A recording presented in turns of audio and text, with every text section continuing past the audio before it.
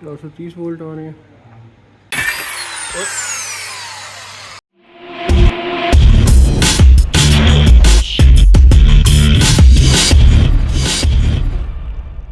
अस्सलाम वालेकुम everyone, this is Aamir Shahzad and welcome to another vlog. Friends, आज मैं अपने सोलर सिस्टम को फुल कैपेसिटी के ऊपर जो है वो लोडेड करने जा रहा हूँ। अभी तक मैंने इसके ऊपर जो है वो 5 प्लेट्स ऐड की हुई थी और 4 मज़ीद प्लेट्स मैं इसके ऊपर ऐड करने जा रहा हूँ। और साथ ही साथ बहुत सारे दोस्तों की रिक्वेस्ट आ रही थी कि ये मुझे ओवरऑल ये सेटअप कितने का पड़ा है। तो पहले चूँकि मैं ये बता नहीं सकता था कि ये क्या कॉस्ट किया है, क्योंकि मेरा फुल सिस्टम जो है वो रेडी नहीं था। तो आज ये प्लेट्स ऐड करके मैं आपको ओवरऑल इसकी प्राइस भी बताऊंगा कि कितना आपका एक्सपेंस आएगा ये 4 किलोवाट का हाइब्रिड सोलर सिस्टम इन्विरिक्स के साथ लगाने के लिए। और साथ ही साथ आपको मैं अपनी रिमेनिंग प्लेट्स की इंस्टॉलेशन जो है वो भी कंप्लीट दिखाऊंगा। तो वीडियो को आपने आखिर तक लाजमी देखना है और आपकी जो क्यूरीज़ हो वो आप कमेंट सेक्शन में लिखिएगा। मेरी कोशिश होती है कि मैं आपके हर एक कमेंट का रिप्लाई करूं, आंसर करूं, और कोई भी आपका क्वेश्चन हो तो उसको मैं आपको जितना हो सके हेल्प आउट करूं। तो फ्रेंड्स, मैंने जब इस सिस्टम को चला रहा था तो मुझे और कोई प्रॉब्लम नहीं था, बट मैंने प्लेट्स बढ़ाने का फ़ैसला क्यों किया कि मेरे पास जो है वो मार्जिन बहुत कम हो रहा था। मतलब मार्जिन अगर मैं प्लेट्स ऐड करूं तो एक्सटेंड हो जाता है, यानी कि सुबह जब सूरज निकलता है तो जो पीवी वोल्टेजेस स्टार्ट होते हैं और करंट वो ज़्यादा प्लेट्स की वजह से, जिधर 8 बजे इसने सोलर ने आउटपुट अच्छी देना स्टार्ट करनी है, वो ये समझें कि 6:30 बजे 7 बजे आउटपुट देने शुरू कर देता है। तो ये रीज़न होता है कि आपको हमेशा अपना जो सोलर सिस्टम है या जो इन्वर्टर है उसको सब प्लेट्स के साथ लगाना चाहिए। तो प्लेट्स की बारी आती है तो मैंने पहले लॉन्जी की प्लेट्स लगाई हुई थी, बट ये जो लॉन्जी की X7 है वो हाइमो 6 थी पहले वाली प्लेट्स। तो X7 वाली प्लेट्स जब मैंने दी हैं तो इन प्लेट्स के जो ग्रूव्स थे वो मेरे एग्जिस्टिंग जो एलिवेटेड स्ट्रक्चर था जो उन्हीं प्लेटों के हिसाब से डिज़ाइन था, तो उस हिसाब से जो इसके होल्स थे वो मिसअलाइंड थे। तो मेरे पास एक ही ऑप्शन था, या तो मैं वेल्डर को बुलाकर इसको स्ट्रक्चर को रीएडजस्ट करवाता, या फिर मेरे पास दूसरा ऑप्शन ये था कि इन्हीं प्लेट्स को हम एक एक स्क्रू जो है वो हम थोड़ा सा हटा कर लें, और वही हमने किया। ये थोड़ा सा रिस्की होता है, बल्कि काफ़ी रिस्की होता है, जिसके लिए आप देख रहे हैं कि मैंने नीचे एक लकड़ी की सपोर्ट रखी है कि अगर बिट नीचे जाए भी तो वो लकड़ी के अंदर जाए। और इस सारे प्रोसेस में बल्कि थोड़ा सा ये एक डैमेज भी हुआ, जिसमें जो डैमेज आया वो जस्ट इसके प्लेट के बैक साइड वाली जो प्लास्टिक है इसके ऊपर था, तो सेफ़ हो गया। बट अगर आपको इस किस्म का कोई मसला फेस करना पड़े तो आपने करना ये है कि उस एक प्लेट को दोनों टर्मिनल्स को शॉर्ट करके आपने करंट ले लेनी है। पीक टाइम पर वोल्टेजेस भी चेक कर लेने हैं वोल्ट मीटर से, आपको अंदाज़ा हो जाएगा कि आपके सेल की कंडीशन क्या है उस पैनल की।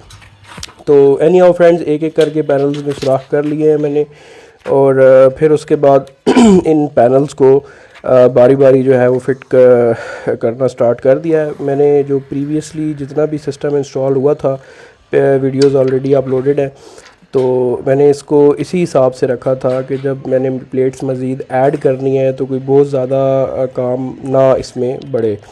तो और सेकेंडली एलिवेटेड स्ट्रक्चर का ये भी फ़ायदा होता है कि आपने एक दफ़ा स्ट्रक्चर बनवा लेना है, उसके बाद आप जैसे जैसे आपके पास कैश इन हैंड आता जाए तो आप प्लेट्स जो हैं वो ऐड करते जाएं।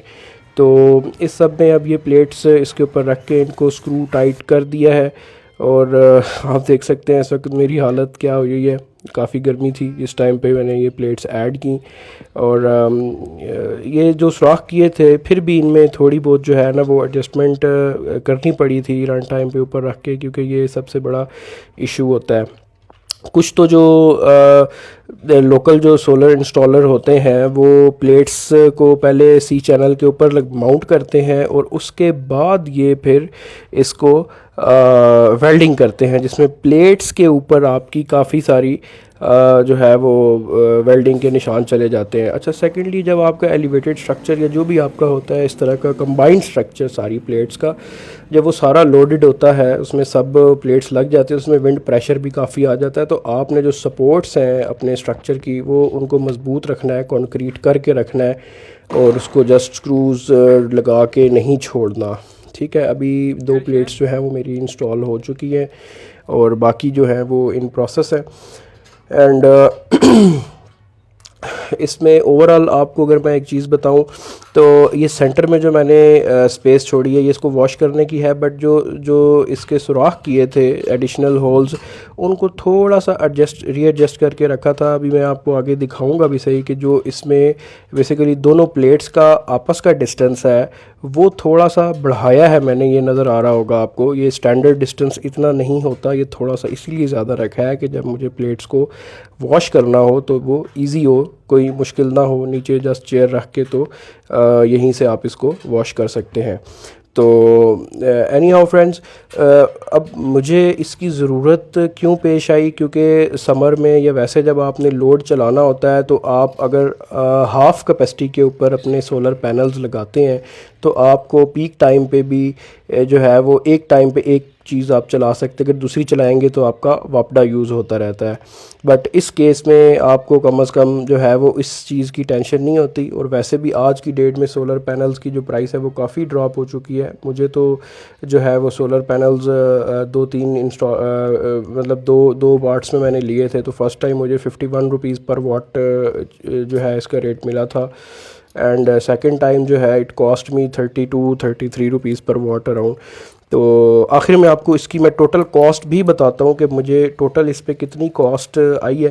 एंड बहरहाल अब इंस्टॉलेशन से रिलेटेड एक चीज़ मैं ऐड कर दूं कि आपने जो जब आप इस तरह से लेटर ऑन प्लेट्स वगैरह ऐड करते हैं, कोई आपको जॉइंट ऐड करना पड़ता है, तो कभी भी आप जुगाड़ी तरीके से ना लगाएं, बल्कि जबकि प्रॉपर आप जो है वो MC4 कनेक्टर्स के थ्रू ही इंस्टॉलेशन करें। और वैसे भी ये DC करंट होती है और DC आपको पता है कि वो जब अगर कोई खुदा न खास्ता कहीं से शॉर्ट हो जाए तो उसमें बहुत रेयर चांसेस होते हैं बचने के।